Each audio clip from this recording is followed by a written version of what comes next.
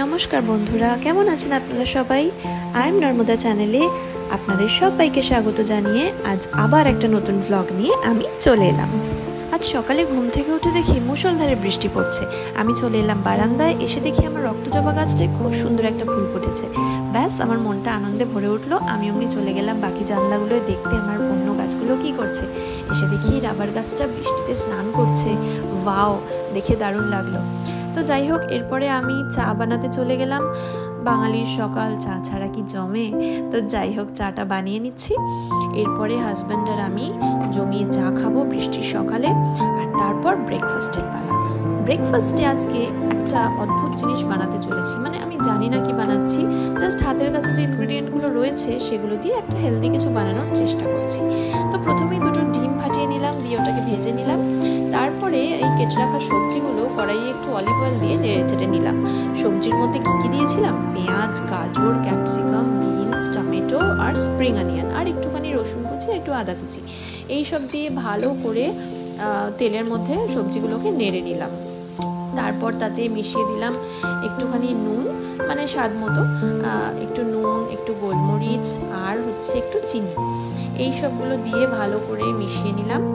ফ্রিজে sweet corn ছিল, তো রান্নাটা শুরু করার আগে 2 কাপ মতো সুইট কর্ন বয়েল করে নিয়েছিলাম। তো ভাবলাম এই সবজির মিক্সচারটার মধ্যে একটুখানি সুইট কর্ন দিলে মন্দ হয় না। তো সেই বয়েল করে রাখা সুইট কর্নগুলো এরপর এর মধ্যে মিশিয়ে দিলাম। তো মাথার মধ্যে রেসিপিটা চলছে, সেটা কড়াইতে ইমপ্লিমেন্ট হচ্ছে, বুঝতে পারছেন তো? তারপর সুইট কর্নগুলো ভালো করে মিশিয়ে নিয়ে ওই ভেজে রাখা ডিমগুলো এর মধ্যে দিয়ে দিলাম, দিয়ে আবার খানিক নাড়লাম চাড়লাম। তারপর এতে দিলাম পিৎজা অ্যান্ড পাস্তা সস। এই সসটা সবসময় কাজে লাগে না ঠিকই, কিন্তু মাঝে মাঝে কিছু কিছু রেসিপিতে দিলে টেস্টটা পুরো একদম অন্যরকম হয়ে যায়। তো যাই হোক, সেটা ভালো করে মিশিয়ে নিলাম। মিশিয়ে নেওয়ার পর তাতে একটুখানি অরিগানো দিয়ে দিলাম। এই অরিগানোর প্যাকেটগুলো আমি জমিয়েছি, জানেন তো? বাড়িতে যখন পিৎজা অর্ডার করি তখন অনেকগুলো ছোট ছোট অরিগানো আর রেড চিলি ফ্লেক্সের প্যাকেট দেয়। এবার অতগুলো কি করব, তাই কিছুটা জমিয়ে রেখে দিই। দেখুন আজকে কেমন অরিগানোর প্যাকেটগুলো কাজে লেগে যাচ্ছে। তো যাই হোক, এরপরে কিছু স্লাইসড চিজ এর মধ্যে অ্যাড করলাম। বাড়িতে রাখা ছিল, যে মাঝে মাঝে স্যান্ডউইচ খাই তখন ওতে দিই। তো আজকে ভাবলাম এর মধ্যে একটু চিজ অ্যাড করলে মন্দ হয় না। তাই জন্য আমার হাজব্যান্ড এসে বললো আমি চিজগুলো দিয়ে দেবো। আমি বললাম ঠিক আছে দাও। তো ও একে একে চিজের টুকরোগুলো অ্যাড করলো। তারপরে কড়াইটা চাপা দিয়ে দিলাম। এবার কিছুটা সময় ধরে চিজগুলো ভালো করে মেল্ট হয়ে গেল। তারপর কড়াইয়ের ঢাকাটা যখন তুললাম তখন এরকম দেখতে লাগছিল খাবারটাকে। চিজগুলো পুরো একদম গলে গেছে আর এরকম বাবল বাবল হয়ে ফুলে উঠেছে। তাই এবার সব কটা ইনগ্রিডিয়েন্ট ভালোভাবে মিশিয়ে নিলাম। নিচটা একটু লেগে গেছিলো, কিন্তু খারাপ হয়নি, মানে পুড়ে যায়নি, ভালোই লাগছিল। তারপর একটুখানি অরিগানো ওপর দিয়ে ছড়িয়ে দিলাম আর একটুখানি টমেটো সস অ্যাড করলাম। এবার টমেটো সস অ্যাড করার পরে লাস্টবারের মতো একবার নেড়ে নিলাম। ব্যাস, ব্রেকফাস্ট রেডি। এবার এটাকে কি বলবো আমি জানি না, এর কোনো নাম যদি আপনারা দিতে পারেন আমাকে কমেন্টে প্লিজ নামটা লিখে পাঠান, যে এই খাবারটার কি নাম দেবো আমি। খেতে তো অসাধারণ লাগছিল। তো যাই হোক, ব্রেকফাস্ট সারলাম, সেরে স্নান সারলাম, তারপরে পুজো করলাম। আর আজকে সকালে যে আপনাদের দেখিয়েছিলাম না যে আমার রক্তজবাটা ফুটেছে আজ, সেটা আমি আমার মা লক্ষ্মীর পায়ে অর্পণ করেছি। আচ্ছা, এতক্ষণ ধরে আপনারা নিশ্চয়ই ভাবছেন সব কিছু দেখাচ্ছি কিন্তু যাজ্ঞসেনীকে কেন দেখাচ্ছি না? এই যে যাজ্ঞসেনী, ও এতক্ষণ স্কুলে ছিল। স্কুল থেকে ফিরে স্নান সেরে খাওয়া দাওয়া করে সে এখন কালার করতে বসেছে। ও কালার করতে বড্ড ভালোবাসে। আমি মাঝে মধ্যেই না ওকে এরকম কালারিং বুকসগুলো দিয়ে বসিয়ে দিই, আপন মনে কালার করে চলে। দেখুন কি সুন্দর কালারটা করছে।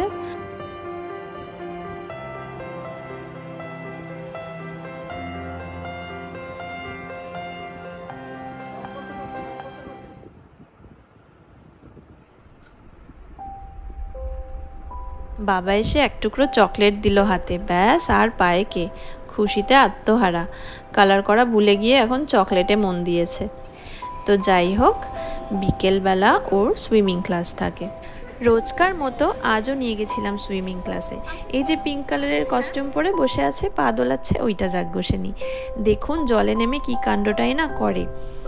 এমনিতে জল ভালোবাসে, কিন্তু ডুব দেবে না কিছুতেই। বলুন, ডুব না দিলে কখনো শিখতে পারবে সুইমিং? রোজ ওকে আমি কত করে বোঝাই যে পরের দিন ক্লাসে গিয়ে কিন্তু ডুব দেবে। কে শোনে কার কথা? ও সেই গোটা পুলটা হেঁটে হেঁটে ঘুরে বেড়াবে। যাগে, তবু কিছুটা টাইম তো এনগেজড থাকে কোনো অ্যাক্টিভিটিতে, এটাই অনেক।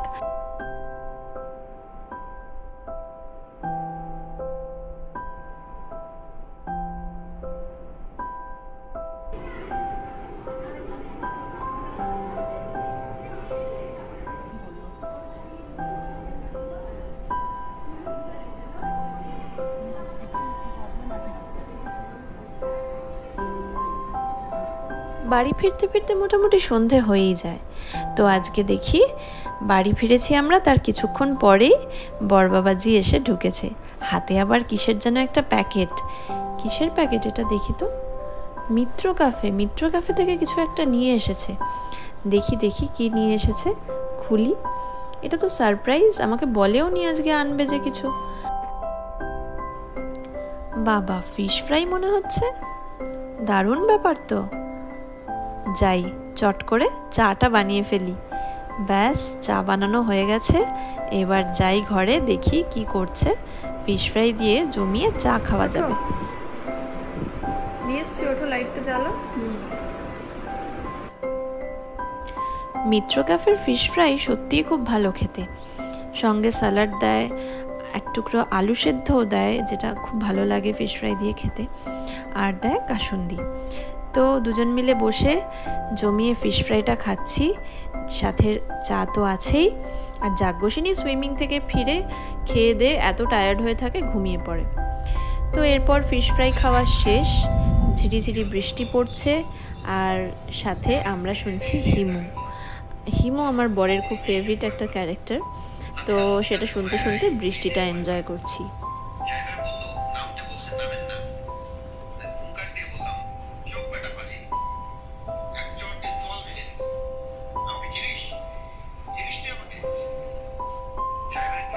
অনেকক্ষণ রেস্ট নিলাম, এবার চলুন রাতের খাবারটা বানিয়ে নেওয়া যাক।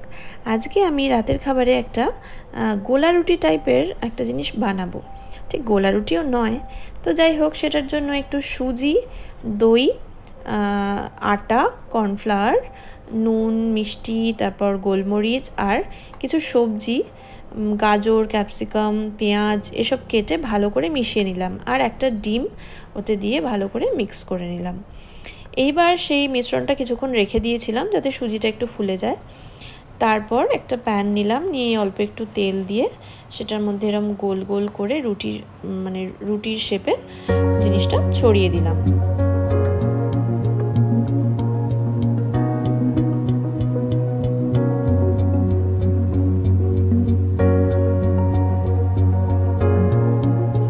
এবারে প্যানটা চাপা দিয়ে দিলাম, চাপা দিয়ে বেশ কিছুক্ষণ হতে দিলাম, এই 2 মিনিট মতো।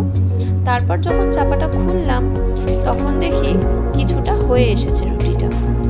এরপর একটা স্প্যাচুলার সাহায্যে নিচটা এরকম করে তুলে তুলে দেখে নিলাম যে কোথাও আটকে গেছে কিনা। দেখলাম না, সুন্দর একদম ক্লিন আছে। তারপর আবার একটুখানি ঢাকাটা দিয়ে দিলাম যাতে কিনা সবজিগুলো আর একটুখানি সেদ্ধ হয়ে যায়। আবার 2 মিনিট পর ঢাকাটা খুললাম। এবারে রুটিটাকে উল্টে দেব যাতে পেছন দিকটাও ভালোভাবে রান্না হয়ে যায়। দেখুন এদিকটা কি সুন্দর লাল লাল মতন হয়ে গেছে। এবারে কিছুক্ষণের জন্য আবার ঢাকা দেব। আবার 2-3 মিনিট পরে যখন ঢাকনাটা খুললাম তখন দেখলাম দুটো দিকই ভালোভাবে রান্না হয়ে গেছে, আর কোনো সবজি কাঁচাও নেই, সব ভালোভাবে রান্না হয়ে গেছে। এরপরে আরও একটা একটা করে করলাম, বরকে মাঝখানে টেস্টও করতে দিয়েছিলাম। ও খেয়ে বললো খানিকটা উত্তাপামের মতো লাগছে। তো আপনারা বলুন এটার একটা নাম দিন, আমি নামটা জানি না, গোলা রুটিও না, উত্তাপামও না, কিছু একটা নাম দিন। যাক গে, আজকে আমাদের এই ছিল ডিনারে। আবার দেখা হচ্ছে পরের ব্লগে।